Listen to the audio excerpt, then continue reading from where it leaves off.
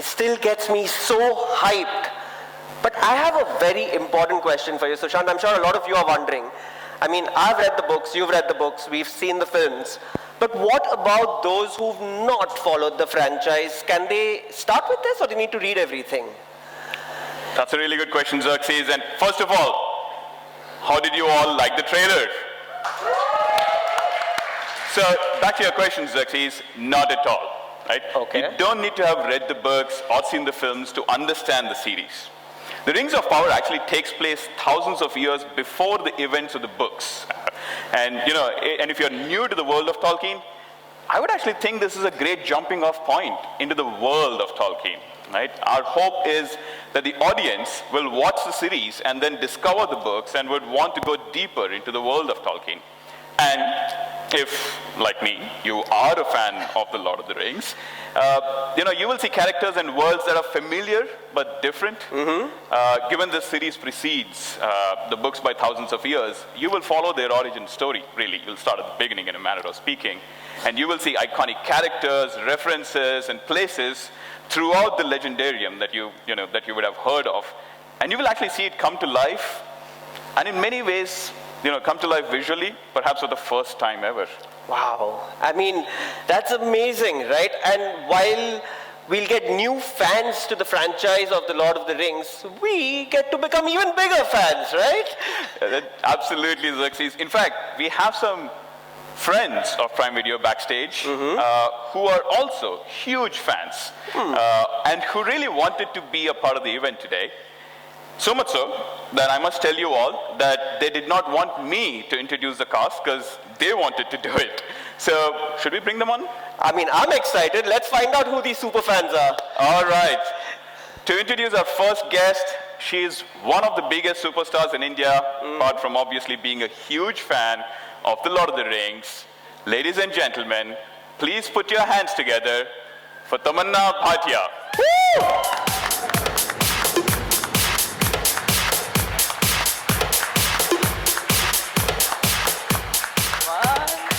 Hello, Tamanna. So glad you're here with us today. All right. The only way to describe our next guest is super. A superstar, a super dancer, a superhero, and also a massive fan of The Lord of the Rings. All right, ladies and gentlemen, please put your hands together and welcome on stage Hrithik Roshan.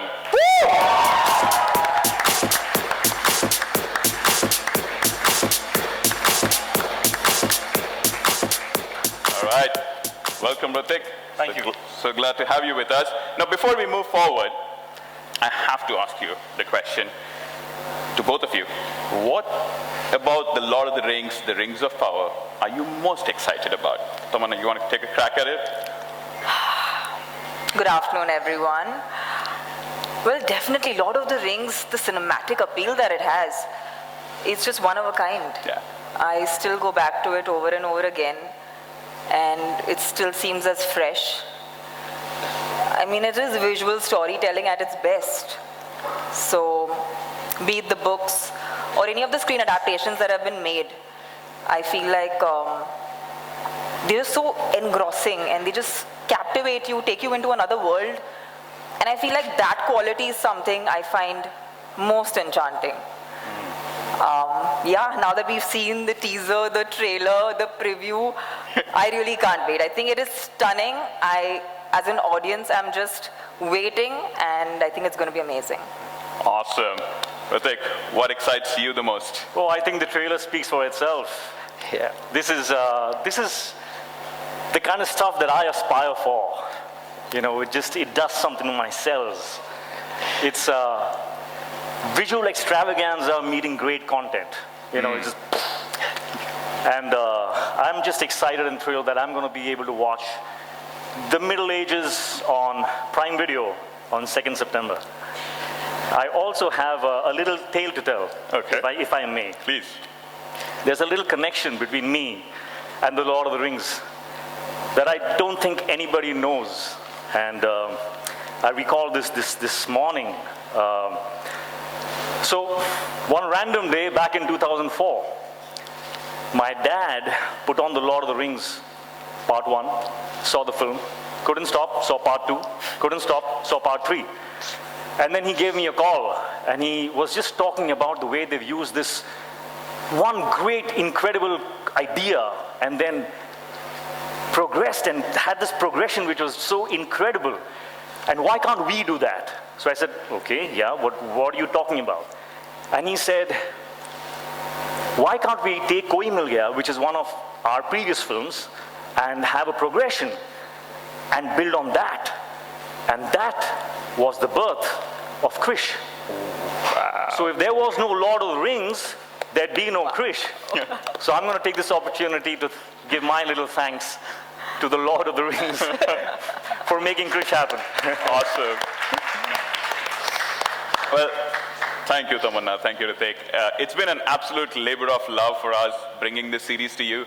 And we hope fans everywhere not only enjoy it, but also see the sincerity that we have attempted with in bringing Tolkien's work to life, right? And I thank you once again. I will now leave you to fans of The Lord of the Rings to bring on the stage the amazing team behind the series. All yours now. All right, thank you. Thank you. Ladies and gentlemen, a big round of applause for Sushant Sriram. Come on, we can do better. Yeah. This is truly an exciting moment for me and us, the fans of the fantasy franchise right now. And I am not going to take any more time, leave you into the capable hands of Hrithik and Tamanna. Over to you guys. Thank you, Xerxes. Thank you very much. It's indeed a matter of great honor and privilege to be interacting with the magnificent team behind this epic series. And I think the time has come. So ladies and gentlemen, please put your hands together for our incredible showrunner, Mr. J.D. Payne. Oh, here. Welcome. Welcome. Oh, okay.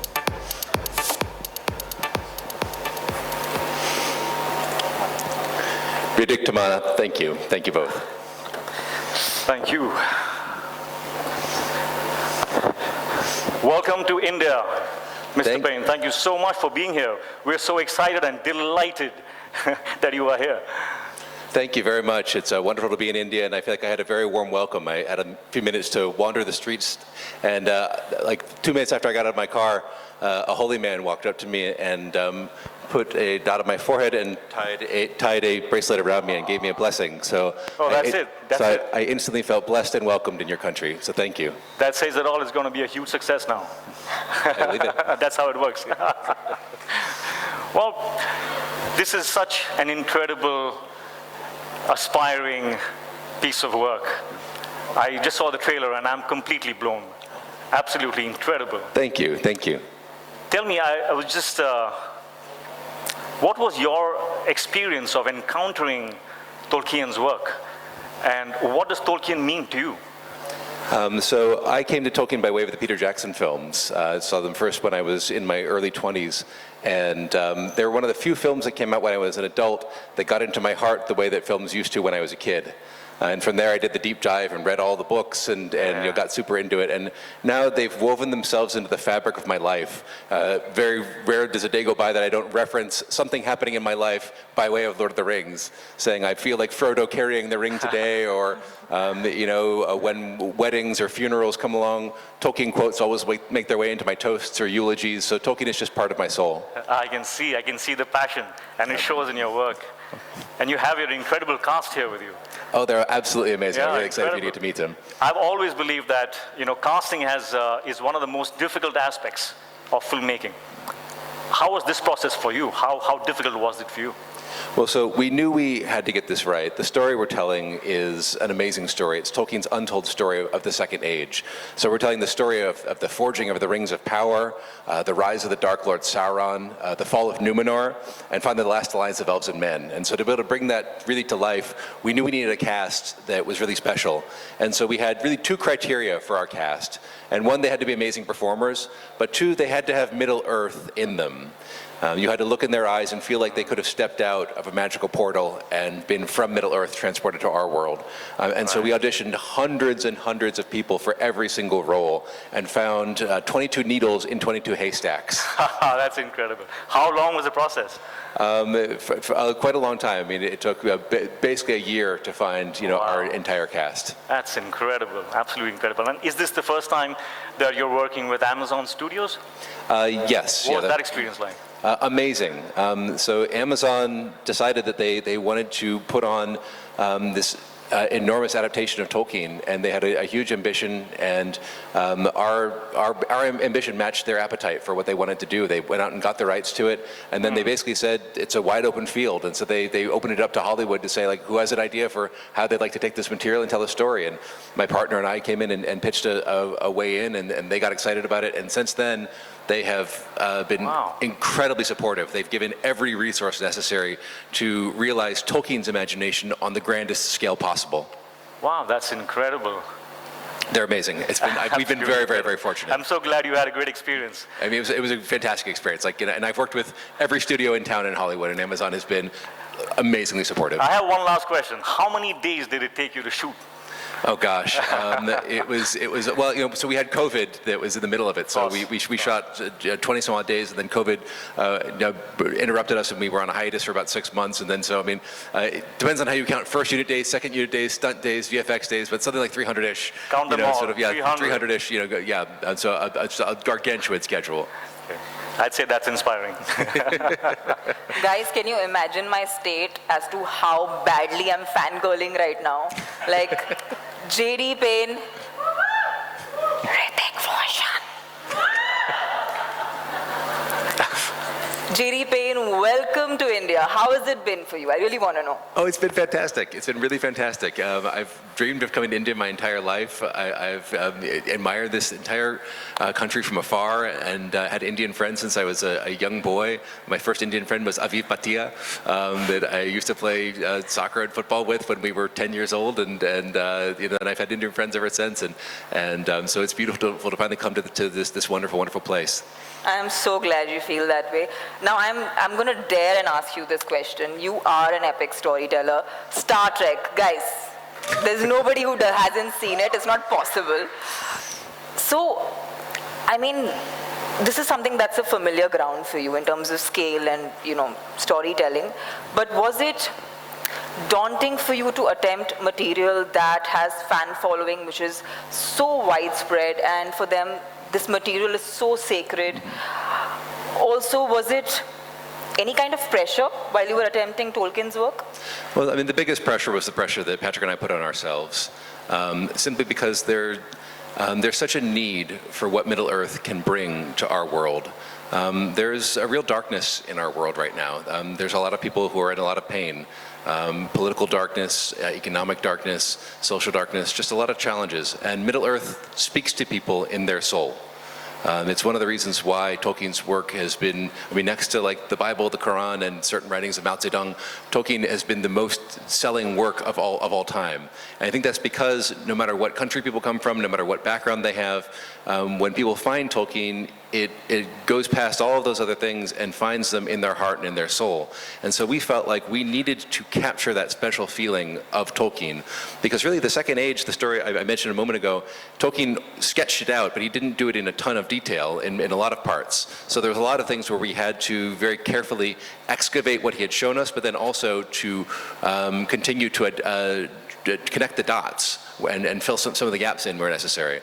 So we tried to do that in as Tolkienian a way as possible, to be able to bring that light and that feeling of Middle-earth. And I could say that one of my best moments so far was we showed some Tolkien superfans about 20 minutes of the show, and we were sort of flies on the wall sitting in the back of the auditorium, and I heard someone ask, well, what did you guys think of it? And one of them said, it just feels like Middle-earth. And I spontaneously broke into tears. And I was like, that's all I wanted to accomplish. That is amazing. Well, हम पहली बार कर रहे हैं यार, एक ताली तो मार लो हमारे लिए. Thank you, guys. Yeah, I think it's been so nice, knowing these things from you. But I really want to meet Meet the cast. Yeah, cast. Totally excited to bring them out. Yeah, I'm happy to introduce them. Shall we? Guys, you want to start walking on out, and I'll give introductions as you do. I think first I see. stand up. Do I see Nazanin Bonyadi? I think is our first one back there. So we have Nazanin Bonyadi, who plays Bronwyn. Welcome. We have Maxim Baldry, who plays Isildur.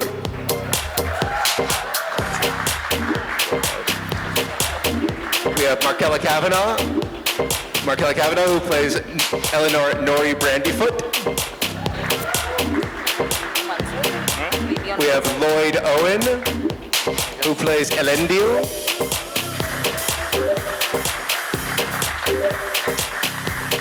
We have Sana Zagabani, who plays Marigold Brandyfoot.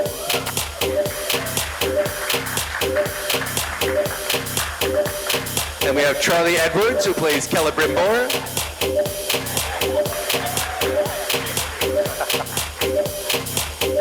And Megan Richards, who plays Poppy. Let's make sure there's enough stage. Poppy Proudfellow, I should say. And we have Tyro Muhaffedin, who plays Theo. And we have Emma Horvath, who plays Aarien.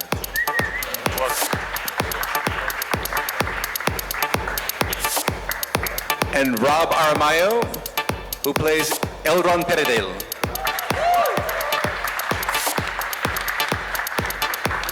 And I think that's it. Everyone, one more welcome for our entire Lord of the Rings cast.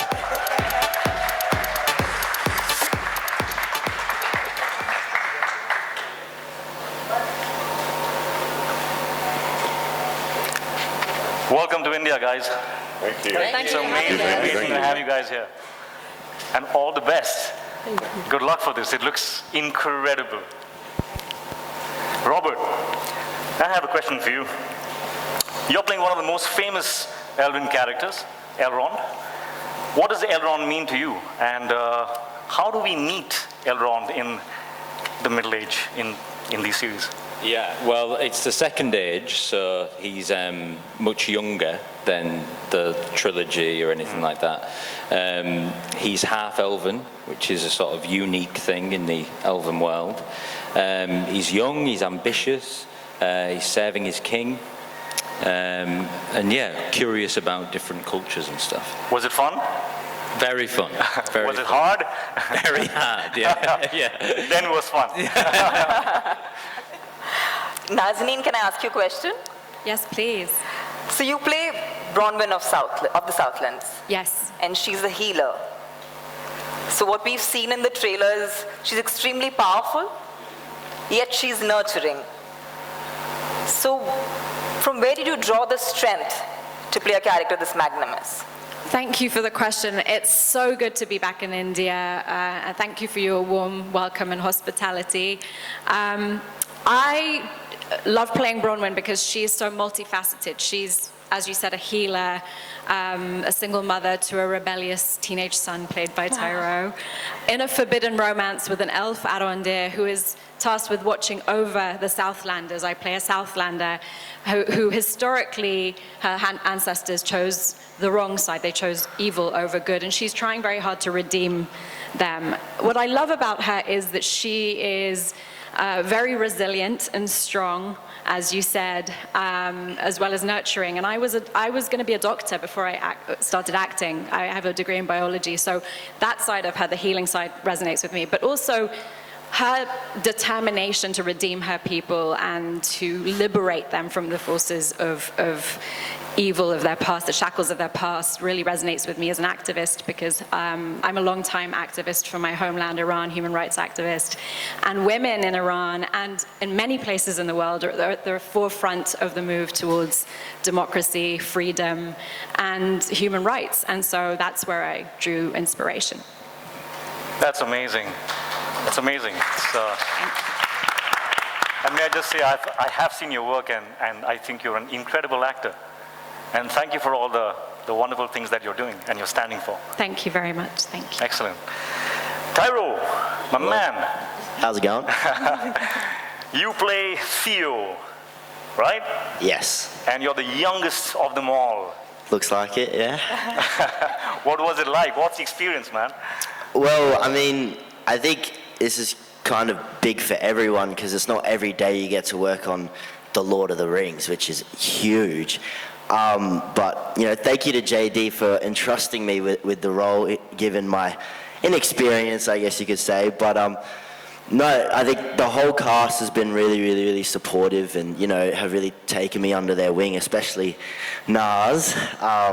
You know, I was very, very nervous and anxious. I came from working on sets with like 5 people as the crew to hundreds.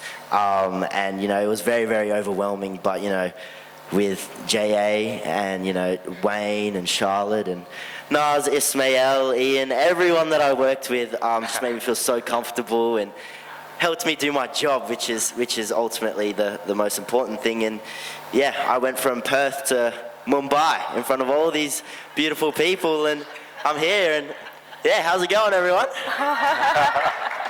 Yeah, I'm truly, truly blessed. That's amazing, man. You almost look in character. Oh, yeah. I like it. I like the style. Thank you.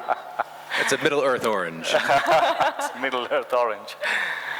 And Charles. Yes. Hi. Yes, hi. Seen your work. Big fan. Thank you very much.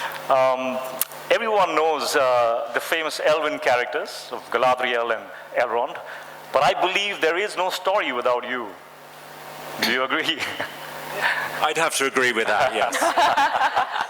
Good answer. Although, no, obviously there are many, many other stories and themes in Tolkien and in our show, but ultimately the story of the Rings of Power is the one that brings them all to a head. But that's what's so interesting about Tolkien. For such a major storyline, he gives Celebrimbor very little page space. He's mentioned briefly, and those contradict each other, those mentions. So what our hunt, the showrunners, myself, the heads of department, the directors and the writers, is to find the hooks that Tolkien has given us, hang a few things on there, see how that goes, and then rummage around in the wardrobe a little more, see what else one can find in there, a few more hooks, a few more bits and pieces, hang it all up and see how it looks. And it's also the first time that Celebrimbor has been featured in a live-action adaptation of Tolkien's stories, so I'm very much looking forward to seeing what you all think about him. Amazing.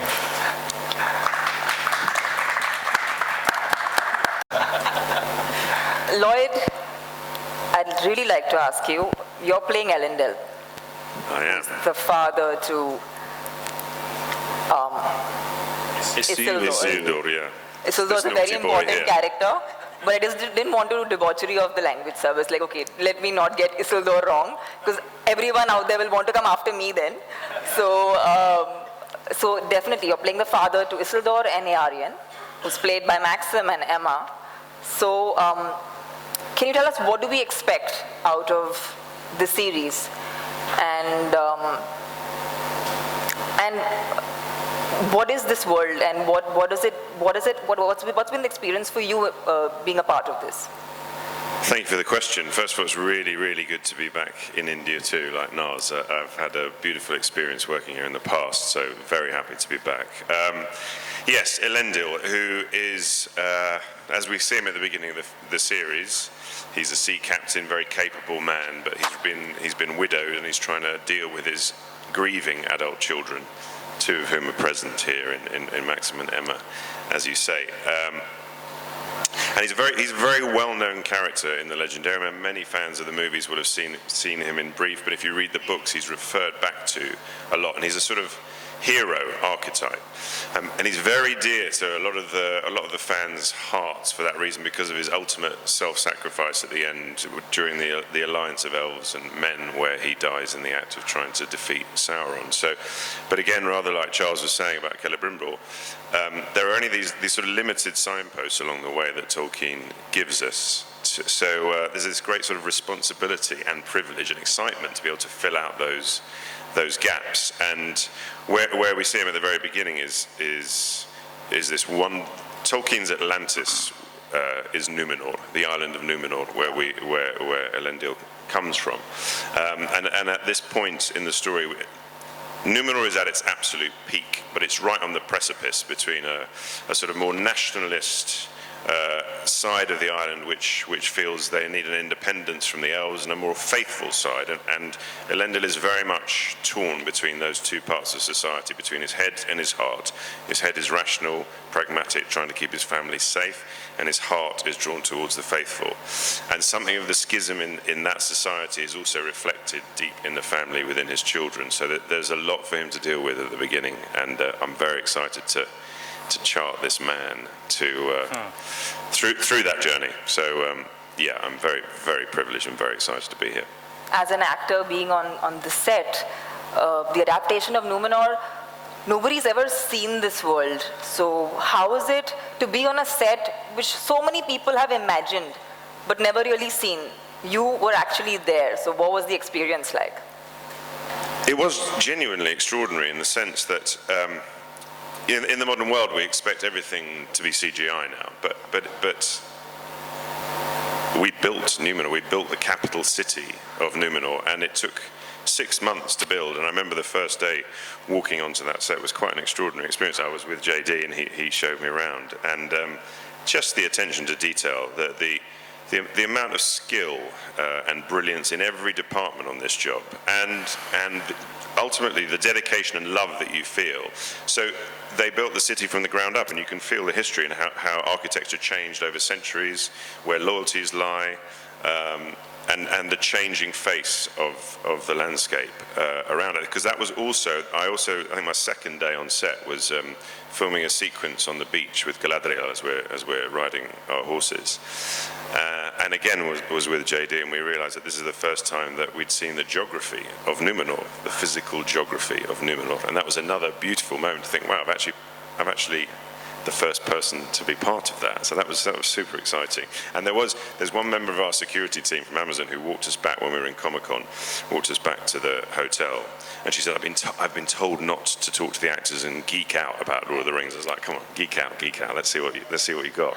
But she'd said both her parents were fans of Lord of the Rings. She'd read it, she'd read the Silmarillion, she'd watched the movies, and she said, and when she saw Numenor on screen for the first time, she'd seen the first 3 episodes, she said she just burst into tears. And I took that as a really, really good sign that oftentimes when we read the books, our imagination is really powerful, but somehow this exceeded her expectations, or should I say enhanced her expectations of what Numenor was. So I was really, really pleased about that. That's really amazing. I'm thinking is I wish I had that voice. I know, it's a great voice, isn't it? It's a little deeper after the Yeah, you can use it. You know how to use it. Lloyd, the thing is, most of the times I sound like you. So I have a hard time sounding like me. Maxim, Isildur, huh? Yes. How does it feel? Because this is a character that everyone is waiting to watch. And it has fans all over the world. So where does this arrive in the series? Well, he's a sailor on the kind of cusp of adulthood when we first meet him, and there's an emptiness and a void in him, and I guess he doesn't really want to fit into the societal expectations of him. He doesn't want to really be like his father in a way, but then there's a pressure to also... Children. So you kind of meet him deliberating and yearning for something else that potentially is not in Numenor, not on the island. Nice. Emma, I have a question to ask you. Do you want to say something, Hrithik? Go on. Are you sure you don't want to say anything? Absolutely sure. Just checking. I was just thinking he could do well in Hindi films. Actually, he does have a very Indian face. Yeah. I don't know if it's... I'll take that. Would you do a film in which you'd cast the 3 of us? The 3 of us? Yeah, why not? Yeah, well, if you write it. Anyone interested? Makers Mr. out Paint. there, in case anyone's listening to us. Between seasons, see no evil, hear no evil. Emma, your character, hi. How is Mumbai treating you? Please tell me. It's awesome. It's I'm awesome. so happy to be here. I've never even been to Asia, so this is, Wow. continental and country-wise, I'm like, wow, totally new. And when did you come in, if I may ask? Sorry? When did you reach her, if I may ask? 3 a.m. this morning. And she looks so stunning. Guys, All of you big guys. round of That's applause for just incredible. that absolute beauty.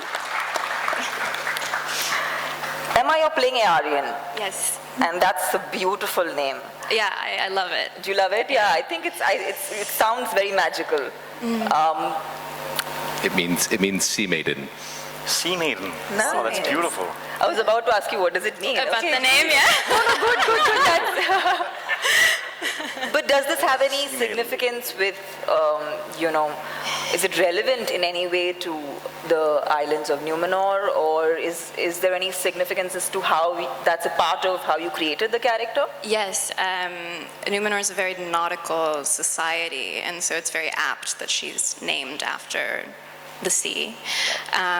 Isildur means servant of the moon, and Anarion, the middle child, is a reference to the sun. So her siblings, their names reference sort of celestial, heavenly bodies, and her name is quite grounded, which is very apt because the schism that Lloyd was mentioning that's occurring on the island is also starting to take shape within the family. She's immensely proud of her people and the island and the beauty that they've created and the society that they've created. And she's quite frustrated with both of her brothers who have these sort of romantic ideas of the past and spend a lot of time sort of looking up, and she's very much looking down at the beauty that her people have created. So yeah, I think her name is very appropriate. It's a beautiful name indeed. And Markella, hi again. No. You play Nori, a half-foot. Am I saying that right? Half-foot. Yes, you are. It wasn't working before. Yes, I do. I play half-foot. Half-foot. What is a half-foot? A half-foot, they're a migratory group. They're a community, and they have big feet and ears, and they have a lot of heart and joy, and stick together in the face of adversity, and they're constantly looking over their shoulders, but they're optimists as well, despite having to be survivors. Is there anything specific that makes them special to you? I think that they don't see their vulnerability as a weakness. I think that they're able to I like that. to recognize how it can be a strength, and actually by opening up to people, to the rest of the community and to their loved ones, they can hopefully find a better life for themselves and find themselves a home. Right. And Megan, you, hi Megan. Hello. You play Poppy, who is best friends with Nori. Yes, I do. Right. And what can we expect out of this friendship? Poppy and Nori's friendship, they are very much the yin to each other's yang. Poppy is sort of the more cautious out of the two of them, and I think it's safe to say Nori is the more adventurous of the two of them. Yes. So that already tells you quite a lot. But Poppy sticks by Nori's side throughout the series, and that is sort of like an ongoing theme, I think. But she does that because she finds it important. She has such a love and loyalty for her friend. And she finds it, Markella's already mentioned the community, and in the community they have a very specific set of rules. And they're very important in order to ensure everybody's safety. And Poppy really believes in those. And so the reason that she follows Nori is for protection. She believes that that's the best way to protect everybody, community included. So they get up to a lot of adventure. And a lot of mischief. Did you all, a lot of fun. Sorry. Did you all know each other before the No, shoot? we didn't. We didn't. We met on the day. Maybe like a couple of weeks before we started filming. But it was really nice because we got to sort of hang out and call it work. That's nice. Yeah, it was really nice. That's nice. They're like sisters, these two. It's amazing.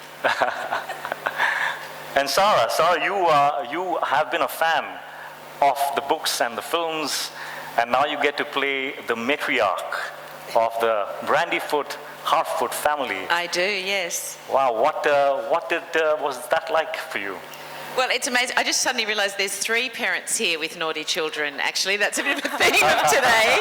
I haven't actually done interviews with the other parents here, so it's quite funny.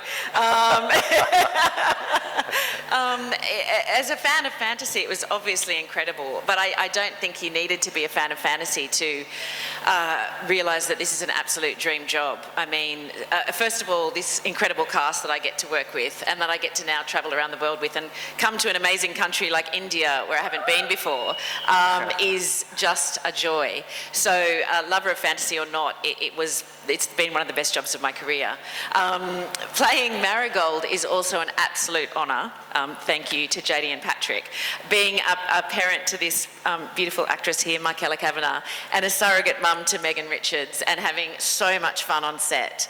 The Harfoots, as Michaela was saying, you know, they've been through a lot, but they have a lot of joy and laughter and love, and that's what it was like being on set. We just had such an incredible time working together. And I'm quite stunned that I'm sitting here with them all now, able to talk about it to the world. It's just such a privilege. Well, I have to say, the joy and the love, it shows. It's showing on all your faces. This is going to be a great one, guys.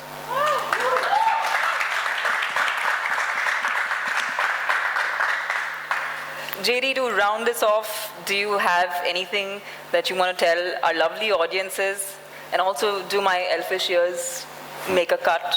I'd like to know. They're wonderful. I mean, you would actually have to cut them a little bit to help them make the cut, but but they're close. They're close. Okay, good. Let's talk. Have your people call my people. That sounds like a plan. Well, I just wanted to reiterate what a special group of people you have in front of you right now. It's been my great joy to work with them each over the course of several years now, and I look at them each and have a dozen stories that pop into my mind for every single one of the people here. And you're just getting a small taste of it now, but each of them in some moment of the season will take your breath away. They truly have that special something that is part of Middle-earth that is inside of them that they've managed to capture with these characters, and the world is going to discover it very soon. And also, a few last things I'd love to say is that I take it here, many people are fans of Tolkien, but if you haven't ever experienced Tolkien before, if you've never even worn a ring before, and have no idea or if you wandered off the street, or if this is reaching someone who hasn't experienced Middle-earth, you don't need to know anything about Tolkien to enjoy this show. You can walk in off the street, having never seen any of the movies, having never read any of the books, and the show will sweep you away and tell you all that you need to know about Middle-earth, and then hopefully point you back to the books because they're really worth doing the deep dive on. They're books that really stay with you and get inside of you in a very unique and special way. This is a time in the world when we need a little bit of Tolkien and we all need a little bit of Middle-earth. So we hope that you're able to enjoy the show and feel that special thing that each of these people has been such a foundational part of bringing to life these years. So thank you very much for having us here. We really appreciate it. It's amazing.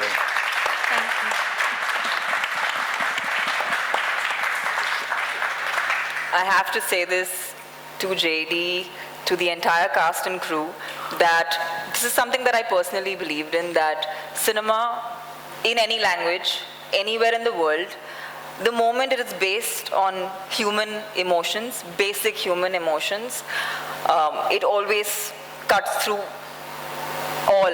There's no language needed, there's no country needed, and I feel like that faith that I have in the cinema that I want to do has been reaffirmed by Rings of Power. So thank you all for coming here and being a part of this press conference. We're so excited for this and we can't wait to see the series. Thank you so much, Tamana, and thank you, Riddick. Thank you very much.